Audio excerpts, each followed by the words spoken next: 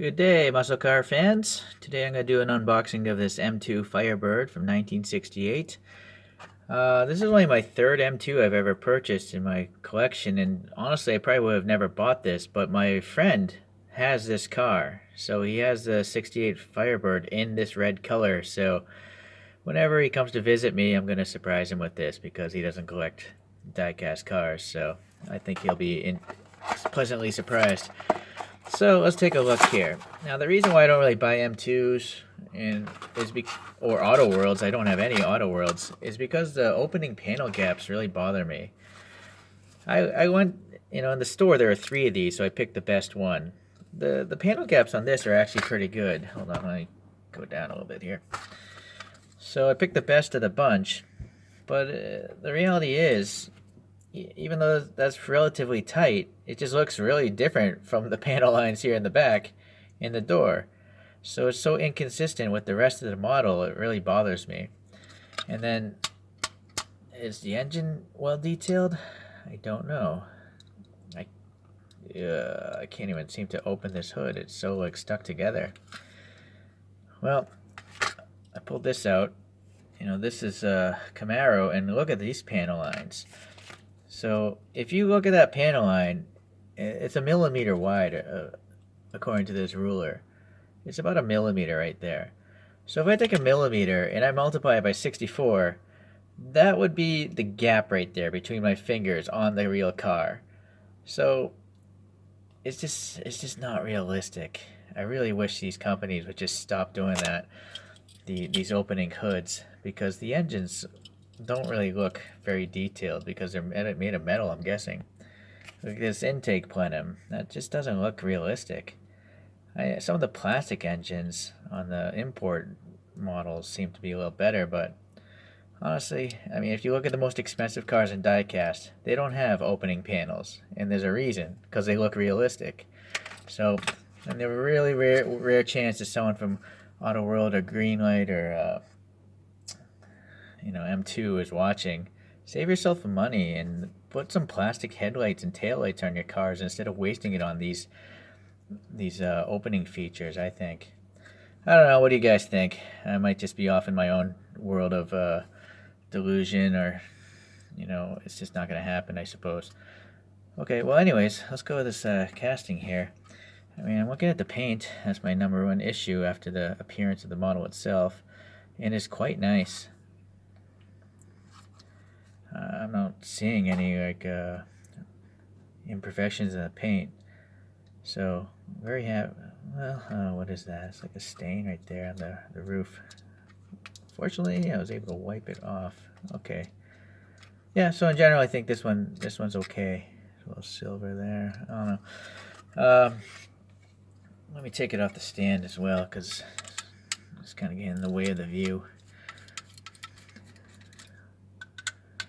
Hopefully my friend won't mind that I give him a used, opened diecast car. This car is just going to sit in my collection until my friend comes to visit me one day. Okay, so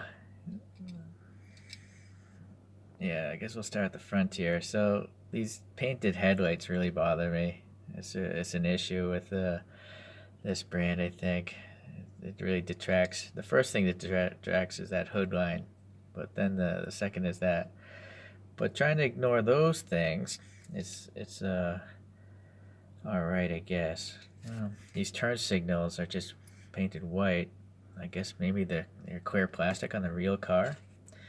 And an interesting bit of information I learned I never thought about, even though I've been in this car physically. I've been in this car. There's no front bumper in a traditional sense, like this Camaro has this front bumper. The Firebird, this facade here, this chrome steel piece, is the bumper. Although this bumper would impale you a little bit if it actually ran into a person. But I never really thought about it, so that is the bumper right there. Okay, there's some sort of, I think it's the Pontiac arrowhead printed there. HO, I assume is for high output. This is a 400 cubic inch high output engine. And curiosity, it's supposed to be 6.6 liters and makes around 345 horsepower. Ooh, so now you see this axle or is it the tire? No, I'm afraid that axle is jacked up, so that's not so good. This one is a little bit off as well. It seems like a pretty thick axle. Gotta be at least 1 mm. So that's a shame. You would think you'd be able to get some axles right, but apparently not. And it's suspended on the stand itself, so it couldn't have gotten damaged from shipping. It's just actually a problem at the manufacturer level. That's too bad. Okay, well anyways, the tires have nice printing, the Goodyear printing on them. The wheels themselves look pretty nice. And then the side printing is done very well. The Pontiac diamond there, or the point, the little grill accents there. And then it says, yeah, that's racing stripe is really nice. It's nice to see the open windows. I do like that because you can really see into the interior. So that's a smart choice, I think, that the M2 is doing. No side windows.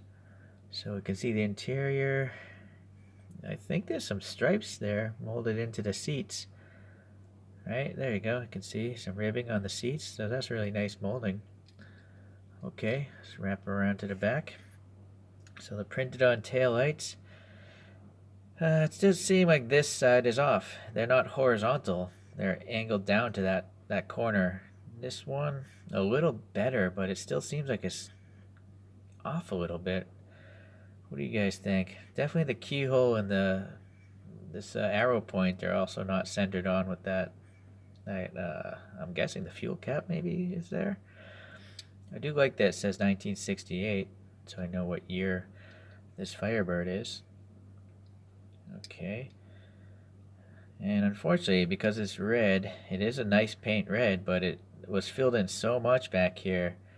The trunk panel line is just totally gone. It just vanishes. So that's one of the tricky parts I think about painting these die-casts. You gotta, with the non-metallics, you gotta really lay on a lot of paint to cover up the metal. Which is why I like resin models more. They don't seem to have that issue. They can have thinner paint and tighter body panel lines. Okay, rear window, nice painted on chrome surround, so that looks good. This side, everything looks pretty good to me.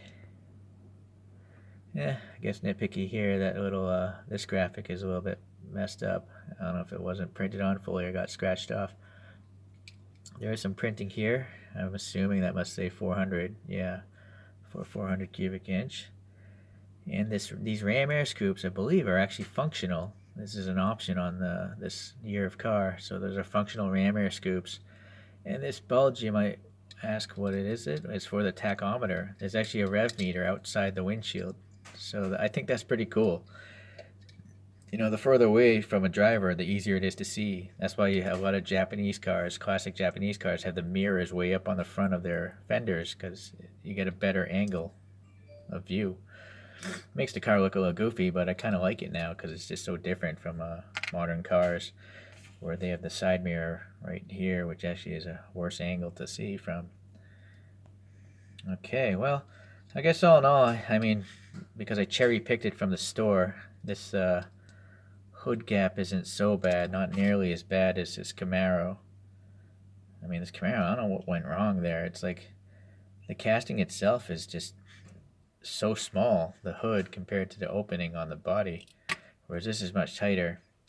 But unfortunately, I can't open it. So, I mean, you're trying to sell people on a feature of an opening panel, and if you can't even open it, that doesn't make it a feature, does it? That just makes it aggravating.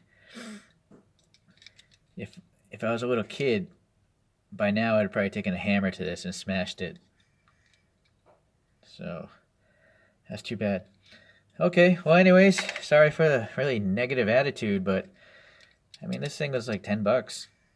And there's just other better alternatives, I think. Kyosho in particular. You can buy Kyoshos for $10 and they don't bother doing this. They just make realistic looking cars with plastic head and tail lights. So that's my peeve, I guess, in this particular part of the diecast industry. All right, please leave your comments if you have any, and we'll see you around the next time.